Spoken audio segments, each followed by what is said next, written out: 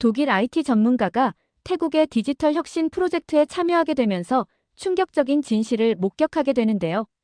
태국 정부가 한국 AI 기술을 거부하고 일본 기술을 선택한 지 불과 석 달 만에 전국적인 시스템 대붕괴가 발생하게 됩니다. 1200만 건의 주민등록 데이터가 뒤섞이며 사회 전체가 마비되자 태국은 결국 한국에게 긴급 지원을 요청하게 되는데요. 과연 한국은 이 절망적인 상황을 어떻게 해결했을까요? 안녕하세요. 저는 마리네 엥겔입니다. 독일 뮌헨에 본사를 둔 글로벌 IT 기업에서 디지털 팀장으로 일하고 있어요. 지난해 말 태국 정부의 디지털 혁신 프로젝트의 자문으로 참여하게 되면서 정말 놀라운 일들을 경험했죠. 처음에는 단순한 기술 자문 역할이라고 생각했는데 나중에 보니 완전히 다른 차원의 이야기였습니다. 처음 태국 정부 청사에서 열린 회의에 참석했을 때 분위기가 심상치 않았어요. 회의실 한쪽 벽면에는 한국의 공공 AI 데이터 시스템 제안서가 두툼하게 쌓여 있었고 반대편에는 일본의 경량형 행정 AI 자료들이 깔끔하게 정리되어 있었습니다. 태국 디지털부 장관이 단호한 목소리로 말했죠. 우리는 한국의 제안을 받아들일 수 없습니다. 너무 복잡하고 과도한 외세 개입의 소지가 있어요. 저는 그 순간 조금 당황스러웠습니다. 한국의 AI 기술은 유럽에서도 인정받고 있는데 왜 이런 반응이 나오는지 이해할 수 없었거든요. 하지만 곧 그 이유를 알게 되었어요. 일본 디지털청에서 온 야마구치라는 관계자가 프레젠테이션을 시작했습니다.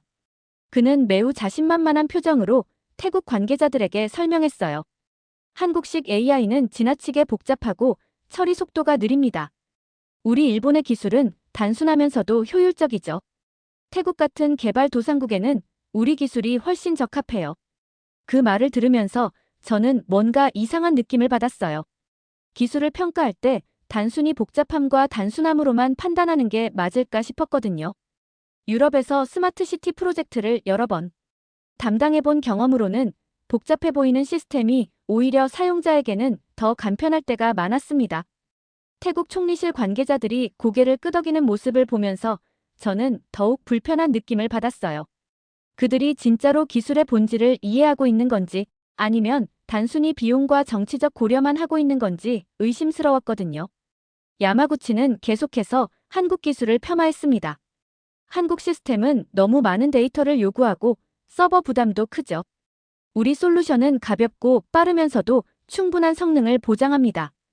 회의실 분위기가 완전히 일본 쪽으로 기울어졌어요. 태국 관계자들은 야마구치의 말에 깊이 공감하는 듯 했죠. 한국 측 대표는 몇 번 반박을 시도했지만 이미 분위기는 결정된 것 같았습니다. 회의가 끝난 후 태국 정부는 공식적으로 한국의 제안을 거부하고 일본과의 협약을 체결했어요. 그 순간 한국 측 대표단의 아쉬운 표정이 아직도 기억에 남습니다. 하지만 저희는 이미 계약이 성사된 상황이라 태국의 결정을 존중할 수밖에 없었죠. 야마구치는 계약 체결 후 기자회견에서 이렇게 말했습니다. 이번 협약으로 태국은 아시아 최고 수준의 디지털 행정 시스템을 갖추게 될 것입니다.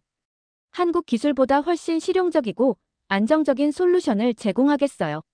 하지만 저는 그때부터 뭔가 석연치 않은 느낌을 지울 수 없었어요. 진짜 일본 기술이 한국보다 나은 걸까요? 아니면 다른 이유가 있는 건지 궁금했거든요. 앞으로 벌어질 일들을 생각하면 정말 흥미진진했습니다. 태국과 일본의 협약이 체결된 지 한 달 후, 저는 방콕으로 파견되었습니다. 태국 정부 프로젝트의 실제 운용 상황을 점검하고 자문을 제공하는 것이 주요 임무였어요. 처음 방콕에 도착했을 때의 기억이 생생합니다. 습한 공기와 함께 뭔가 새로운 경험이 기다리고 있을 것 같은 예감이 들었거든요.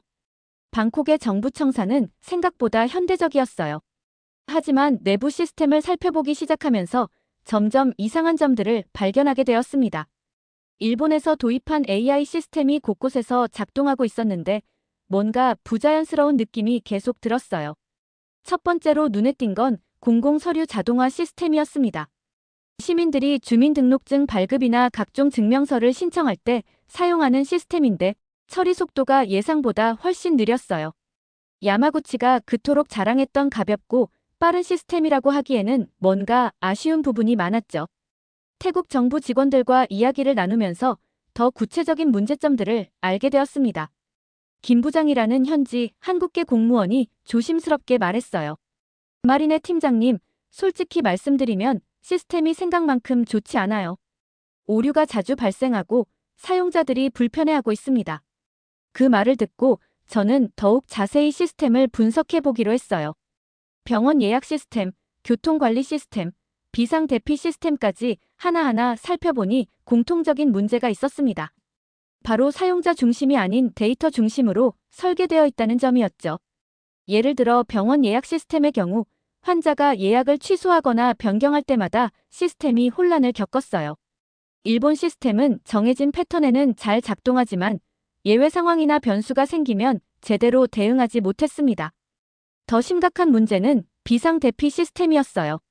화재나 지진 같은 응급 상황에서 시민들에게 대피 경로를 안내하는 시스템인데 실시간 상황 변화에 따른 경로 수정이 제대로 이루어지지 않았습니다. 이건 정말 생명과 직결된 문제라서 저도 심각하게 받아들였어요. 태국 디지털부 직원들도 점점 불안해하기 시작했습니다.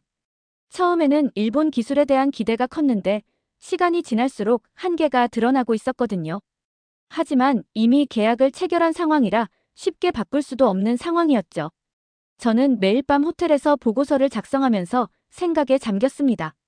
과연 태국이 올바른 선택을 한 걸까요? 한국의 기술이 정말 일본보다 못했던 걸까요? 아니면 처음부터 잘못된 판단이었던 걸까요? 그러던 어느 날 우연히 한국 대사관에서 열린 기술 세미나에 참석하게 되었어요. 거기서 한국의 AI 기술에 대한 간단한 소개를 들었는데 정말 놀라웠습니다. 한국 시스템은 사용자의 행동 패턴을 학습하고 예외 상황에도 유연하게 대응할 수 있도록 설계되어 있더라고요. 그 순간 저는 확신했습니다. 태국이 선택을 잘못했다는 것을요. 하지만 이미 늦었을까요? 앞으로 어떤 일이 벌어질지 정말 걱정되기 시작했어요. 방콕에서 보낸 지 2달째, 저는 점점 더 심각한 문제들을 발견하기 시작했습니다. 일본 AI 시스템의 한계가 곳곳에서 드러나고 있었거든요. 처음에는 단순한 기술적 오류라고 생각했는데 시간이 지날수록 이게 근본적인 설계 문제라는 걸 깨달았어요. 가장 큰 문제는 시스템이 태국 사람들의 실제 생활 패턴을 전혀 반영하지 못한다는 점이었습니다. 일본에서 만든 시스템이다 보니 일본인의 행동 양식에 맞춰져 있었어요. 하지만 태국 사람들의 생활 방식은 일본과 완전히 달랐죠. 예를 들어 공공기관 방문 패턴만 봐도 그랬어요. 일본 사람들은 정해진 시간에 정확히 방문해서 필요한 업무만 처리하고 떠나는 편입니다. 하지만 태국 사람들은 가족 단위로 방문하는 경우가 많고 여러 업무를 한꺼번에 처리하려고 해요. 시스템이 이런 패턴을 인식하지 못하니까 계속 오류가 발생했습니다. 병원 예약 시스템도 마찬가지였어요. 태국에서는 환자 한 명이 여러 과를 동시에 예약하는 경우가 많은데 일본 시스템은 이런 상황을 처리하지 못했습니다. 게다가 가족들이 함께 병원에 와서 순서를 바꿔달라고 요청하는 경우도 많았는데 시스템이 이런 유연성을 제공하지 못했어요. 저는 태국 정부 직원들과 함께 이런 문제점들을 정리해서 일본 측에 개선을 요청했습니다. 하지만 야마구치의 반응은 예상과 달랐어요. 이건 사용자 교육 문제입니다. 태국 사람들이 시스템에 맞춰서 행동하면 되죠. 그 말을 듣고 저는 정말 황당했어요. 기술이 사람을 위해 존재하는 게 아니라 사람이 기술에 맞춰 살아야 한다는 발상이었거든요. 이건 완전히 잘못된 접근이었습니다. 더 심각한 문제는 학습 능력이었어요. 한국 AI 시스템 같은 경우는 사용자들의 패턴을 학습해서 점점 더 나은 서비스를 제공하는데 일본 시스템은 학습 능력이 제한적이었습니다. 정해진 알고리즘대로만 작동하고 새로운 상황에 적응하지 못했어요. 교통관리 시스템에서도 비슷한 문제가 발생했습니다. 방콕의 교통 상황은 정말 복잡해요. 출퇴근 시간대는 물론이고 종교 행사나 축제 때문에 갑자기 교통량이 급증하는 경우도 많거든요. 하지만 일본 시스템은 이런 돌발 상황에 제대로 대응하지 못했습니다. 어느 날은 정말 심각한 상황이 벌어졌어요. 방콕 시내에서 큰 축제가 열렸는데 교통관리 시스템이 갑작스런 인파 증가를 처리하지 못해서 도심 전체가 마비되었습니다. 시민들은 몇 시간 동안 길에서 발목이 잡혔고 응급 환자들도 병원에 제때 도착하지 못하는 상황이 벌어졌어요. 그때 저는 정말 답답했습니다. 이런 상황을 예방할 수 있는 기술이 분명히 있는데 왜 굳이 한계가 명확한 시스템을 선택했을까 싶었거든요. 태국 정부 관계자들도 점점 불안해하기 시작했어요. 마리네 팀장님, 이 시스템으로 정말 괜찮을까요? 시민들의 불만이 계속 늘어나고 있어요. 저는 솔직하게 말할 수밖에 없었습니다. 현재 시스템으로는 한계가 있습니다. 이건 사람을 위한 기술이 아니라 통계를 위한 기술이에요. 그 말이 나온 순간 회의실 분위기가 싸늘해졌어요. 모두들 뭔가 잘못되었다는 걸 알고 있었지만 쉽게 인정하기 어려운 상황이었죠. 하지만 진실은 숨길 수 없었습니다. 태국에서의 문제가 계속 심각해지던 중 저에게 뜻밖의 기회가 찾아왔습니다. 회사에서 아시아 지역 기술 비교 분석을 위해 서울 출장을 보내준 거예요. 솔직히 말하면 저는 한국의 AI 기술에 대해 그리 큰 기대를 하지 않았어요. 유럽에서 들은 이야기로는 일본이나 중국에 비해 상대적으로 덜 알려져 있었거든요. 하지만 인천공항에 도착해서 서울 시내로 향하는 순간부터 뭔가 다른 느낌을 받았습니다. 공항 시스템부터 시작해서 지하철, 버스, 심지어 택시까지 모든 것이 매끄럽게 연결되어 있었어요. 각각의 시스템이 따로 작동하는 게 아니라 하나의 큰 시스템처럼 통합되어 있다는 느낌이었죠. 한 시스템이라는 한국 AI 개발사를 방문한 날이 정말 인상적이었습니다. 강남에 위치한 그들의 사무실은 생각보다 소박했어요. 화려한 인테리어나 거창한 장비보다는 실용성에 초점을 맞춘 공간이었죠. 하지만 그곳에서 본 기술은 정말 놀라웠습니다. 한 시스템의 김 대표가 직접 시연을 보여주었어요. 그들의 공공 AI 시스템은 정말 사람 중심으로 설계되어 있었습니다. 사용자가 어떤 행동을 하든 시스템이 자연스럽게 적응하고 최적의 서비스를 제공했어요. 저희 시스템의 핵심은 학습입니다. 사용자들의 패턴을 실시간으로 분석해서 점점 더 나은 서비스를 제공하죠. 김 대표의 설명을 들으면서 저는 태국에서 겪었던 문제들이 떠올랐어요. 일본 시스템과는 완전히 다른 접근 방식이었거든요. 한국 시스템은 예외 상황을 오류로 보지 않고 학습의 기회로 받아들였습니다. 실제 시연을 보니 더욱 놀라웠어요. 병원 예약 시스템의 경우 환자가 갑자기 예약을 변경하거나 추가 진료를 요청해도 시스템이 자연스럽게 처리했습니다. 게다가 가족 단위 예약이나 복잡한 스케줄 조정도 문제없이 해결했어요. 이게 바로 인간 중심 설계의 힘입니다. 기술이 사람에게 맞춰지는 거죠. 김 대표의 말에 저는 깊이 공감했습니다.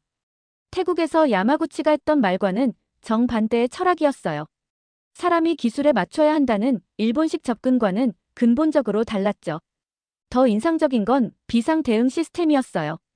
한국 시스템은 실시간으로 상황을 분석하고 최적의 대피 경로를 제시했습니다. 심지어 예상치 못한 장애물이나 변수가 생겨도 즉시 경로를 수정해서 안내했어요. 안전은 타협할 수 없는 영역입니다. 그래서 저희는 모든 가능성을 고려해서 시스템을 설계해요. 그 말을 듣는 순간 저는 태국의 상황이 얼마나 위험한지 깨달았습니다. 일본 시스템으로는 진짜 응급 상황에서 시민들을 제대로 보호할 수 없을 것 같았거든요. 한 시스템에서 하루를 보내면서 저는 완전히 새로운 관점을 갖게 되었어요. 기술이란 단순히 효율성이나 비용만 고려할 문제가 아니라는 걸 깨달았습니다. 진짜 중요한 건 사람들의 삶을 얼마나 향상시킬 수 있느냐는 거였죠. 서울에서의 마지막 밤, 저는 호텔방에서 긴 생각에 잠겼습니다. 태국이 얼마나 큰 실수를 했는지 이제야 확실히 알 것 같았어요. 하지만 이미 계약은 체결되었고 시스템은 가동 중이었습니다. 과연 이 상황을 어떻게 해결할 수 있을까요? 한국에서 배운 것들을 태국에 어떻게 적용할 수 있을지 고민하면서 저는 앞으로 벌어질 일들이 정말 걱정되기 시작했어요. 서울에서 돌아온 후 저는 태국의 상황을 완전히 다른 시각으로 보게 되었습니다. 한국에서 본 진짜 AI 기술과 비교하니 태국에 도입된 일본 시스템의 한계가 더욱 명확하게 보였어요. 하지만 아직 큰 사고가 터지지 않았기 때문에 태국 정부는 문제의 심각성을 제대로 인식하지 못하고 있었죠. 그러던 중 첫 번째 경고 신호가 나타났습니다. 방콕 시내 한 대형 병원에서 응급환자 이송 시스템에 오류가 발생한 거예요. 교통사고로 중상을 입은 환자를 가장 가까운 병원으로 이송해야 하는데 AI 시스템이 잘못된 경로를 안내해서 환자가 생명을 잃을 뻔한 상황이 벌어졌습니다. 다행히 응급구조사가 자신의 경험을 믿고 시스템 안내를 무시해서 큰 사고는 피했지만 이 사건은 저에게 큰 충격을 주었어요. 만약 구조사가 시스템을 그대로 따랐다면 정말 돌이킬 수 없는 일이 벌어졌을 거거든요. 태국 보건부 관계자들과 긴급 회의를 가졌는데 그들도 상당히 당황한 모습이었습니다. 이런 일이 또 발생하면 어떻게 하죠? 시민들의 생명이 걸린 문제인데요. 저는 솔직하게 말할 수밖에 없었어요. 현재 시스템으로는 이런 문제를 근본적으로 해결하기 어렵습니다.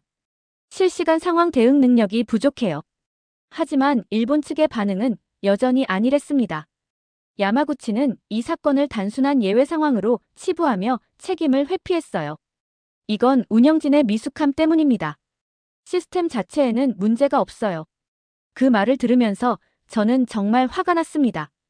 기술 개발자가 자신의 시스템 한계를 인정하지 않으면 더 큰 문제가 발생할 수밖에 없거든요. 두 번째 문제는 교육 시스템에서 발생했습니다. 태국 전역의 학교에서 학생 출결 관리와 성적 처리를 위해 AI 시스템을 사용하고 있었는데 갑자기 데이터가 뒤섞이는 사고가 벌어졌어요. 서로 다른 학교 학생들의 성적이 바뀌고 출결 정보도 엉망이 되었습니다. 이 문제는 특히 심각했어요. 대학 입시를 앞둔 고등학생들의 내신 성적이 잘못 기록되면서 수많은 학생들과 학부모들이 혼란에 빠졌거든요. 어떤 학생은 본인보다 훨씬 낮은 성적으로 기록되어서 대학 진학에 차질이 생겼고 또 다른 학생은 반대로 너무 높은 성적이 기록되어서 부정행위 의혹을 받았습니다. 태국 교육부는 비상사태를 선포하고 모든 데이터를 수동으로 재검토하기 시작했어요. 하지만 전국 단위의 데이터를 다시 정리하는 데는 엄청난 시간과 인력이 필요했습니다. 게다가 한번 잘못된 데이터를 완전히 복구한다는 보장도 없었죠. 저는 이 상황을 보면서 한국 시스템의 중요성을 더욱 절감했습니다. 한국 AI는 데이터 검증과 오류 방지 시스템이 정말 탄탄하게 구축되어 있었거든요. 이런 대규모 데이터 혼란은 애초에 발생할 수 없는 구조였어요. 세 번째 경고는 더욱 심각했습니다. 방콕 시내 주요 교차로의 신호등 제어 시스템에서 오작동이 발생한 거예요. 출근 시간대에 여러 교차로의 신호등이 동시에 고장나면서 대규모 교통 체증이 발생했습니다. 더 위험한 건 보행자 신호였어요. 차량 신호와 보행자 신호가 동시에 초록불이 켜지면서 아슬아슬한 상황이 여러 번 벌어졌습니다. 다행히 시민들이 상황을 빨리 파악하고 조심스럽게 행동해서 큰 사고는 없었지만 정말 아찔한 순간들이었어요. 이런 일들이 연달아 발생하면서 태국 시민들 사이에서도 불안감이 커지기 시작했습니다. 인터넷 커뮤니티에서는 일본 AI 시스템에 대한 비판적인 목소리들이 나오기 시작했어요. 저는 매일 밤 이런 상황들을 정리하면서 정말 심각한 우려를 느꼈습니다.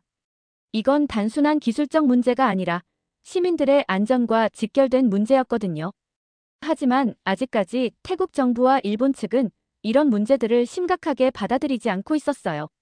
정말 큰 사고가 터지기 전에 뭔가 조치를 취해야 할 텐데 시간이 많지 않다는 생각이 들었습니다. 제가 가장 우려했던 일이 드디어 현실이 되었습니다. 서울 출장을 다녀온 지 정확히 석 달째 되는 날, 태국 전역에서 전례 없는 데이터 대란이 발생했어요.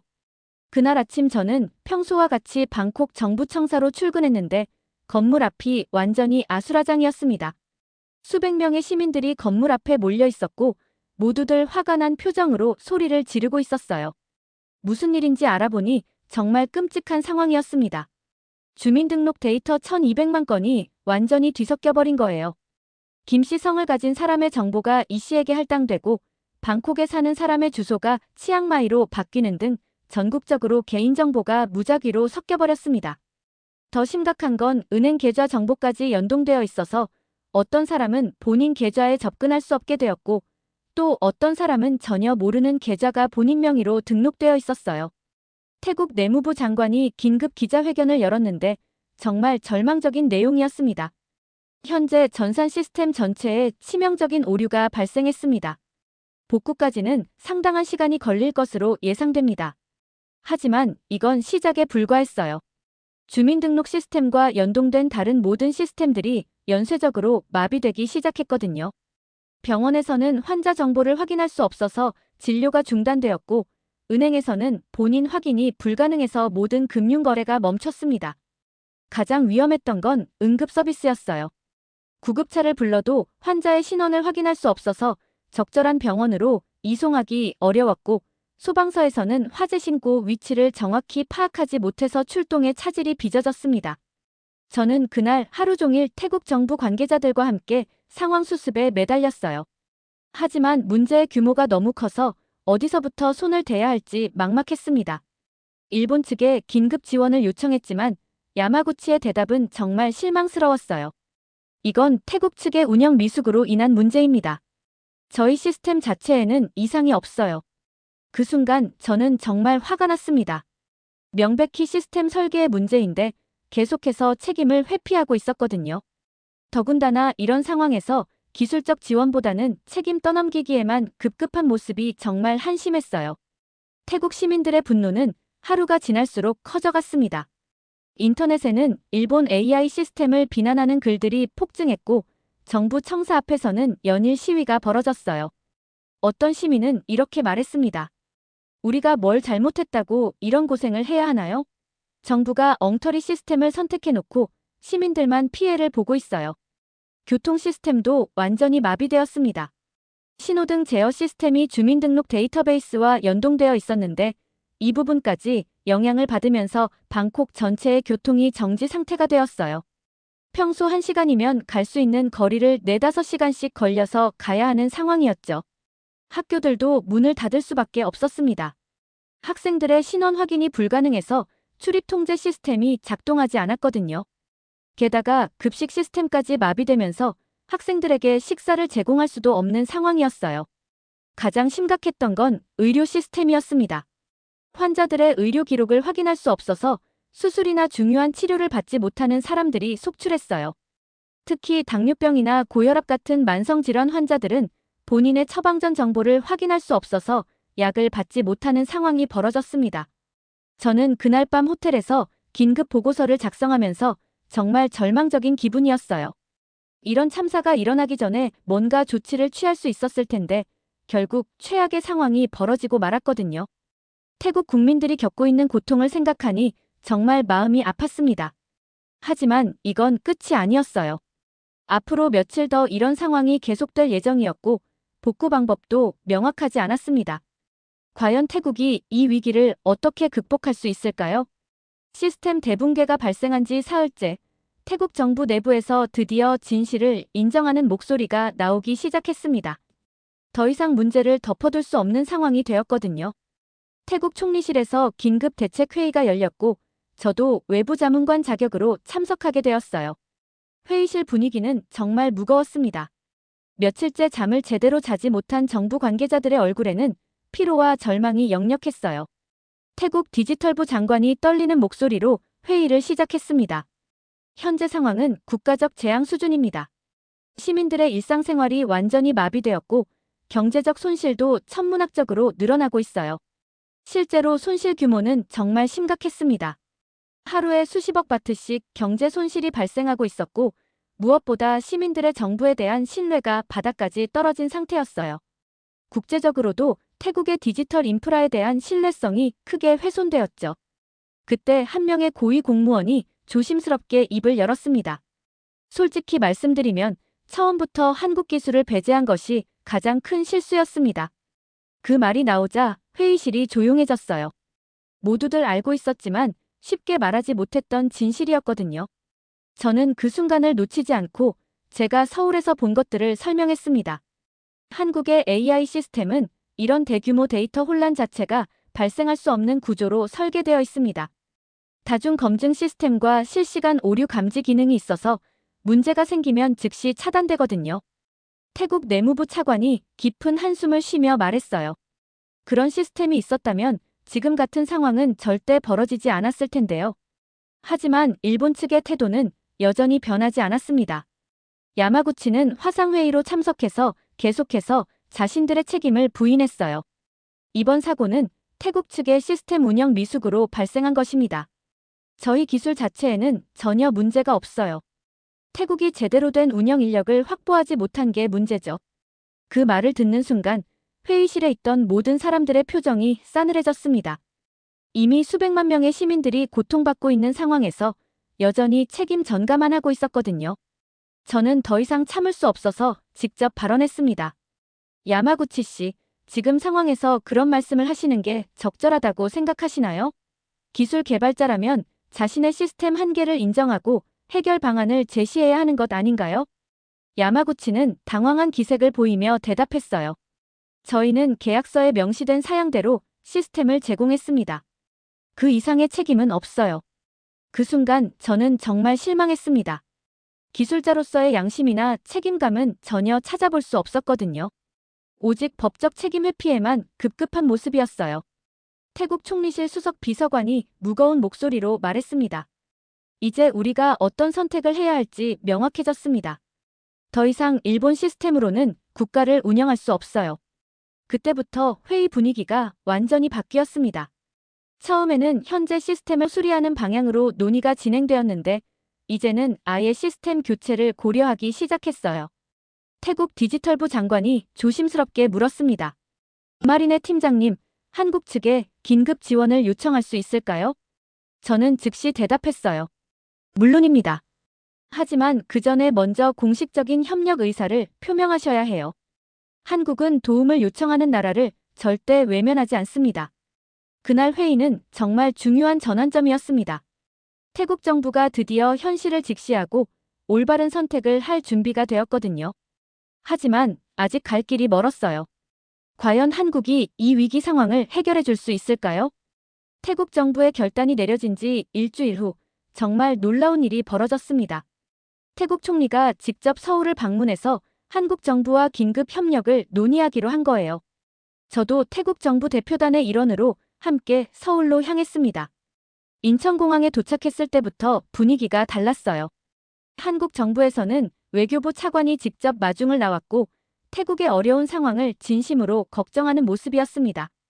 공항에서 서울로 향하는 차 안에서 태국 총리가 조용히 말했어요.